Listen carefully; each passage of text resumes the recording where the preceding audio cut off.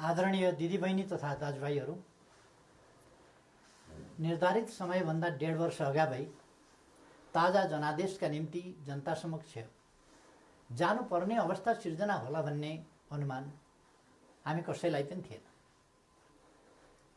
2074 साल मङ्सिरमा सम्पन्न आम निर्वाचनको जनादेश राजनीतिक स्थायित्वको पक्षमा थियो, तर जनादेश र जनभावना विपरीत राष्ट्रिय राजनीतिलाई अन्त्यहीन एवं अर्थहीन विवादमा अल्झाएर गतिरोध सिर्जना गरिएपछि, संसदलाई अर्थहीन तुल्याइएपछि र जननिर्वाचित सरकारलाई असहयोग, विरोध र घेराबन्दीमा पुर्याइएपछि मेरा सामु सार्वभौम जनता समक्ष जानुको विकल्प रहेन। त्यसैले जनता समक्ष प्रस्तुत हुने निष्कर्ष अनुरूप हिजो 2077 साल पुष 5 गते प्रतिनिधि सभाको विघटन गरेर आगामी 78 साल वैशाखमा नयाँ निर्वाचन गर्ने निर्णय गरिएको बेहोरा म निवेदन गर्न चाहन्छु। सतहमा हेर्दा हिजो विकसित घटनाक्रम अप्रत्याशित र आकस्मिक जस्तो देखिए तापनि यो परिस्थिति लामो समयदेखि राष्ट्रिय राजनीति र मूलतः सत्तारूढ नेपाल कम्युनिस्ट पार्टीका केही नेताहरूका असङ्गत, विकृत र जनअपेक्षा विपरीतका गतिविधिहरूद्वारा सिर्जना भएको हो। 2074 साल असोज 17 गते तत्कालीन नेकपा एमाले र नेकपा माओवादी केन्द्रबीच वाम गठबन्धन बनाएर निर्वाचन लड्ने र निर्वाचन लगत्तै पार्टी एकता गर्ने उद्घोष गरिएको थियो। यो निर्णय आम निर्वाचन मार्फत आम जनताद्वारा स्पष्ट रूपमा अनुमोदन भएको थियो, तर निर्वाचन पश्चात राष्ट्रिय राजनीतिलाई जनअपेक्षा अनुरूप अगाडि बढ्न नदिने विभिन्न विसङ्गत गतिविधि सुरु भयो। सुरुमा सरकार गठनमा विलम्ब गराउने र जनादेश विपरीत अन्त्यहीन बार्गेनिङ र दबावमा राष्ट्रिय राजनीतिलाई अल्झाउने त्यति बेलाका गतिविधिहरू तपाईहरूको सम्झनामा ताजै छन् भन्ने ठान्दछु। बाधाहरू पन्छाउँदै सरकार गठन भयो र सरकारले जनअपेक्षा अनुरूप काम गर्न पनि सुरु गर्यो। त्यसपछि केही नेताहरूद्वारा निरन्तर रूपमा अस्थिरताका सन्देश र प्रयास जारी रहे। सरकार गठनको 1 वर्ष नपुग्दै कुनै नेताले मुलुक बाहिर गएर अस्थिरताको सन्देश छर्नुभयो भने कुनै नेताले प्रधानमन्त्री मुलुकमा नभएको मौका पारेर देश डुब्न लाग्यो भन्दै बचाउनका लागि माझी गुहार्न थाल्नुभयो। सरकार संविधानको कार्यान्वयनका लागि नयाँ कानुन निर्माण, संघीयताको कार्यान्वयन र मुलुकको सामाजिक आर्थिक रूपान्तरणमा केन्द्रित थियो, तर कतिपय साथीहरूका आँखा निरन्तर पद, प्रतिष्ठा र पद सोपानमा मात्रै केन्द्रित भए। आफ्नो काँधमा आएको ऐतिहासिक अभिभारा पूरा गर्ने गरी नीति निर्माण, राज्य सञ्चालन र जनपरिचालनमा केन्द्रित हुनुपर्ने नेकपालाई केही नेताहरूले आफ्ना असन्तुष्टि, कुण्ठा र आत्मकेन्द्रित सोचहरूको बन्धक बनाउने र निष्प्रभावी तुल्याउने प्रयास गर्नुभयो। दिदीबहिनी तथा दाजुभाइहरू, समस्या समाधानका लागि दुई अध्यक्षहरूका बीचमा कार्यविभाजन गरेर एकजना सरकार र अर्कोले पार्टी सञ्चालनमा केन्द्रित हुने निर्णय भएपछि समस्या समाधान हुने अपेक्षा गरिएको थियो। मैले सोही अनुरूप आफूलाई पूर्ण रूपमा सरकारमा केन्द्रित गरेँ।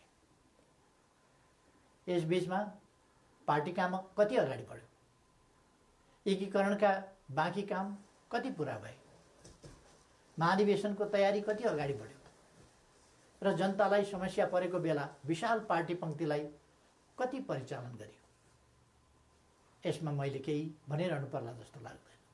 तथ्यहरू आफै बोल्छन्। तर सरकारलाई भने राम्रोसँग चल्न दिइएन।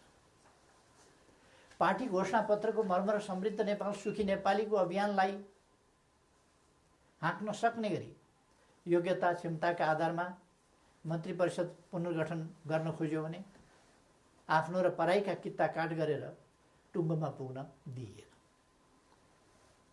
महत्त्वपूर्ण संवैधानिक अङ्गहरूमा रिक्तता सिर्जना हुन थाल्यो, पूर्ति गर्न पाइएन।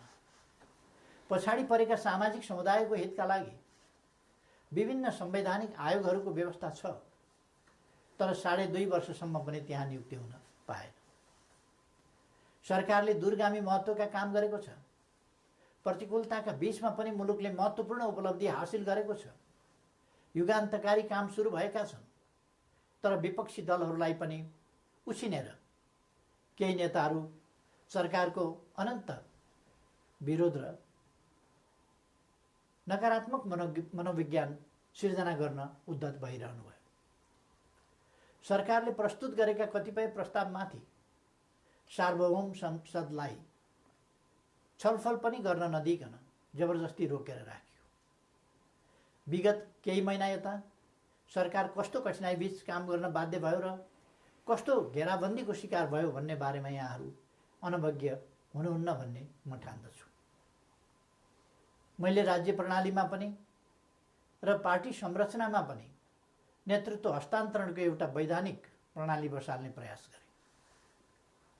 प्रधानमन्त्री चयन ताजा जनादेशका आधारमा बन्ने संसदले गरोस् र पार्टी नेतृत्वको चयन महाधिवेशनबाट होस् भन्ने विधि स्थापित गर्न खोजे। सङ्घीय लोकतान्त्रिक गणतन्त्रका निम्ति अगुवाई गरेको पहिलो पुस्ताले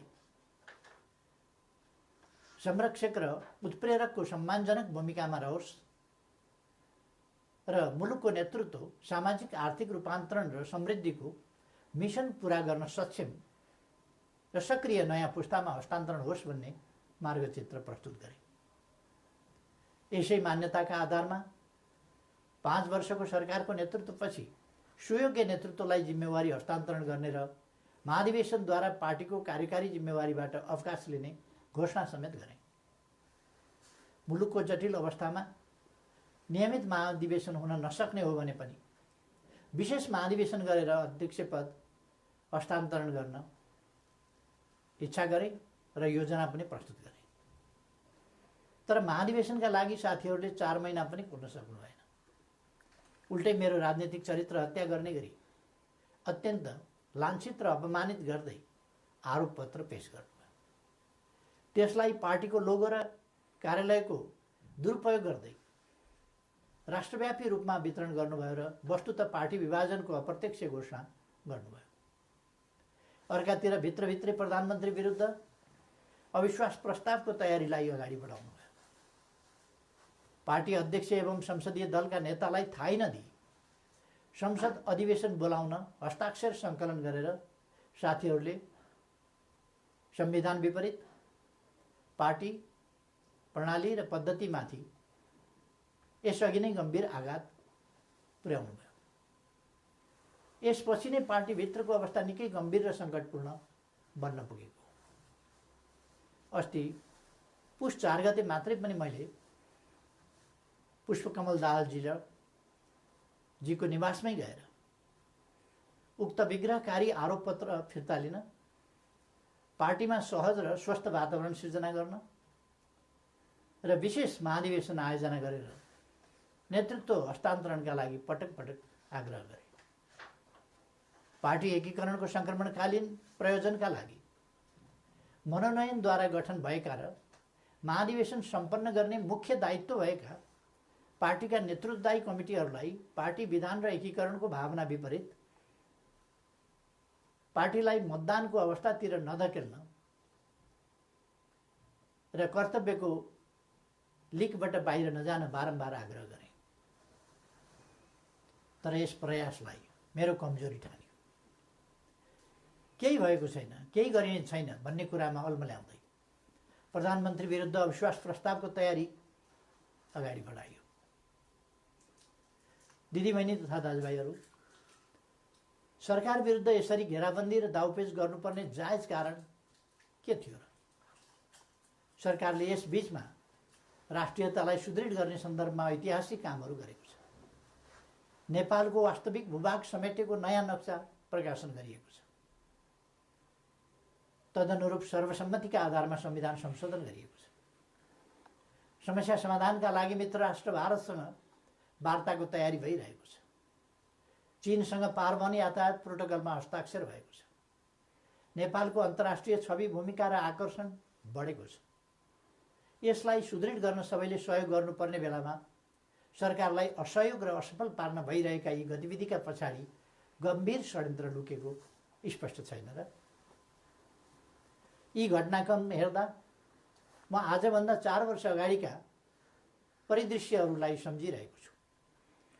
नाकाबन्दीको साहसका साथ सामना गर्दै त्यसलाई अन्त्य गरे बापत नेपालको पारवन सुविधा विस्तार गरेर फेरि कहिल्यै नाकाबन्दी नहुने कुराको सुनिश्चित गरे बापत त्यति बेलाको सरकारलाई यसै गरी षड्यन्त्रपूर्ण ढङ्गले अपदस्थ गरिएको थियो। परिस्थिति र समय सन्दर्भ फरक भए पनि पात्रहरू उनै हुनुहुन्थ्यो। कि यसले हाम्रा कतिपय नेताहरू नेपाललाई अनन्त अस्थिरतामा फसाउने योजनामा सहभागी भएको स्पष्ट रूपमै देखिनुहुन्न र? थुप्रै प्रतिकूलताका बावजुद नेपालले गएको 3 वर्षमा उल्लेख्य उपलब्धि हासिल गरेको कुरामाथि पनि उल्लेख भइसकेको छ। प्राय सबैजसो विकास सूचकाङ्कहरूमा नेपालले प्रगति गरेको छ। कतिपय क्षेत्रमा फड्को नै मारेको छ। शान्ति सुरक्षाको स्थितिलाई सुदृढ तुल्याइएको छ। पृथकतावादी गतिविधिलाई समाधान गरिएको छ। मुलुकले विकास, सुशासन, समृद्धि र स्थायित्वतिर सकारात्मक कदम चालिरहेको यस स्थितिबाट पार्टी खुसी हुनुपर्ने होइन र? सबै मिलेर यसलाई थप गति दिनुपर्ने होइन र? तर कतिपय नेताहरूबाट यसको उल्टो काम भइरहेको छ। सरकारलाई 5 वर्ष काम गर्न दिने र उसका कामको परीक्षण जनताबाट निर्वाचनका क्रममा हुने लोकतान्त्रिक बाटो छोडेर सधैँभरि सत्ता, सधैँभरि सरकार, सधैँभरि पदीय भागभण्डाको चक्रव्यूहमा राजनीतिलाई बन्दी बनाउने काम भयो। लोकतन्त्रमा सत्तापक्षले जनताको आदेशअनुसार काम गर्छ, प्रतिपक्षले नियन्त्रण र सन्तुलनको भूमिका खेल्छ। तर हामी कहाँ सत्तापक्षका कतिपय साथीहरू नै प्रतिपक्षभन्दा बढी आक्रामक, असहयोगी र षड्यन्त्रपूर्ण गतिविधिमा संलग्न हुने विडम्बनापूर्ण अवस्था सिर्जना भयो। आजको स्थिति विकसित हुनुमा कतिपय नेताहरूको गतिविधिको मुख्य जिम्मेवारी रहेको तथ्यलाई एका राख्नुपर्दछ। यस्तो काम कुनै पनि अर्थमा लोकतान्त्रिक हुन सक्दैन।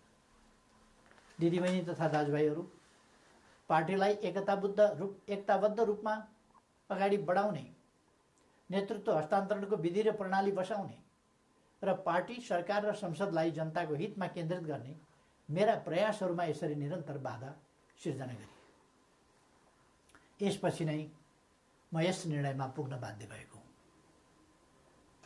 प्रतिनिधि सभा विघटन र नयाँ निर्वाचन मेरो रुचि वा छनौटको विषय थिएन। तर मुलुकलाई अकर्मण्य अवस्थामा राखिराख्नु उचित हुँदैन थियो। संसदलाई केही नेताहरूको स्वार्थको बन्धक बनाइराख्नु जनादेश विपरीत हुन जान्थ्यो। जनताको भावना अनुसार काम गर्न अगाडि बढ्नै नसक्ने स्थितिबाट मुलुकलाई निकास दिनै पर्थ्यो। जनअनुमोदित नेकपाको यस सरकारलाई आफ्नै दलका नेताहरूले काम गर्न नदिने र दलभित्रको कचिङ्गलले प्रतिनिधि सभालाई पनि शिकार बनाउने अवस्था अन्त्य गर्नै पर्थ्यो। यसै पृष्ठभूमिमा म नयाँ जनादेशका लागि सार्वभौम जनता समक्ष जाने निष्कर्षमा पुगेको हुँ। म अझै पनि विगतका सबै तिता पीडाहरूलाई बिर्सेर एकताबद्ध भई निर्वाचनमा सहभागी हुन कमरेडहरूलाई आग्रह गर्न चाहन्छु। निर्वाचनको घोषणाले पार्टी एकतालाई बलियो बनाउने अपेक्षा गरेको छु। पार्टी पहिलो शक्ति बन्नुमा, पार्टी एकता हुनुमा र पार्टीले विशाल जनसमर्थन प्राप्त गर्नुमा केपी ओलीको कुनै योगदान छैन, हामी पो निर्णायक हौँ भन्ने कमरेडहरूलाई पनि लोकप्रियता र क्षमताको मापन गर्न यसले अवसर दिनेछ। प्रधानमन्त्री बन्न व्यग्र प्रतीक्षामा वा प्रयासमा रहनुभएका नेताहरूलाई पनि ताजा जनादेशले विकल्प दिनेछ। प्रतिपक्ष दललाई पनि आफ्ना एजेन्डा जनताबीच लैजान अवसर प्रदान गर्नेछ। निर्वाचन लोकतन्त्रको आत्मा हो। यो सबैभन्दा उन्नत लोकतान्त्रिक अभ्यास तथा विधि पनि हो। जननिर्वाचित सरकारले काम गर्न पाउँदैन भने उसले पुनरावेदन गर्न जाने ठाउँ सार्वभौम जनता समक्ष नै हो। मैले यही बाटो अवलम्बन गरेको छु। पार्टीले मेरो नेतृत्वमा विगत आम निर्वाचनमा लडेको थियो। म पार्टी संसदीय दलबाट सर्वसम्मत रूपमा नेता चयन भएको थिएँ र त्यसै हैसियतमा प्रधानमन्त्री निर्वाचित भएको थिएँ। बहुमत प्राप्त दलको सर्वसम्मत नेतालाई काम गर्न नदिइएपछि बन्द कोठामा अनुचित र सिद्धान्तहीन सम्झौतामा अल्झिएर जनअपेक्षामा आँच पुर्याउनु मैले उपयुक्त ठानिनँ। जनतालाई फैसला गर्न दिनु नै सबैभन्दा लोकतान्त्रिक विकल्प हो भन्ने मैले ठाने। त्यसै पनि जस्केलाबाट सरकारमा छिर्ने र जनमतको उपहास गर्ने अलोकतान्त्रिक चरित्रप्रति मैले सधैँ विमति राख्दै आएको छु। दिदीबहिनी तथा दाजुभाइहरू, नेपालको संविधानले नेपालको सार्वभौम सत्ता र राजकीय सत्ता जनतामा निहित रहने व्यवस्था गरेको छ। राज्य सञ्चालनको अन्तिम निर्णयकर्ता जनता हुन्। जनताको यो सार्वभौम सत्ता, राजकीय सत्ता र निर्णय निर्वाचन मार्फत व्यक्त हुन्छ। जनताको अभिमत व्यक्त हुने निर्वाचनले लोकतन्त्रलाई थप सुदृढ र परिपक्व बनाउँछ। हाम्रो लोकतान्त्रिक प्रणाली नयाँ छ तर कमजोर छैन। मुलुक जनप्रतिनिधिविहीन अवस्थामा छैन। राष्ट्रिय सभा क्रियाशील छ। प्रदेश सरकार, प्रदेश सभा एवं स्थानीय सरकारहरू मुलुकको संविधान र कानुन अनुरूप आफ्नो तहमा राजनीतिक नेतृत्व प्रदान गरिरहेका छन्। राष्ट्रपति र न्यायालय लगायतका संस्थाहरू र राज्यका निजामती एवं सुरक्षा अङ्गहरू सबै आफ्नो कर्तव्य निर्वाहमा दृढ छन्। 4.5 महिनापछि नयाँ प्रतिनिधि सभा स्थापित भइहाल्ने नै छ। 21औं शताब्दीको नेतृत्व गर्न तयार भएर बसेको हाम्रो युवा पुस्ता लोकतन्त्रप्रति प्रतिबद्ध छ। यो पुस्ता नै लोकतन्त्रको सबैभन्दा ठुलो पहरेदार हो। यस परिस्थितिमा म सम्पूर्ण युवाहरूलाई लोकतन्त्रको रक्षाका लागि एकजुट भएर दृढतापूर्वक अगाडि बढ्न आह्वान पनि गर्न चाहन्छु। त्यसैले निर्वाचनमा जाँदा संविधान अप्ठ्यारोमा पर्छ, लोकतान्त्रिक गणतन्त्र सङ्कटमा पर्छ र मुलुक अस्थिरतातर्फ धकेलिन्छ भनेर चलाउन खोजिएका प्रचार या फिजाउन खोजिएका आशंका र भ्रमहरू निराधार छन्। राजनीतिक स्थिरताको प्रत्याभूति गर्ने निर्णायक तत्त्व जनताको अभिमत हो। तसर्थ कुनै पनि कुरामा नअल्मलिकन आम निर्वाचनको तयारीमा केन्द्रित हुन म सबैमा हार्दिक आह्वान गर्दछु। धन्यवाद।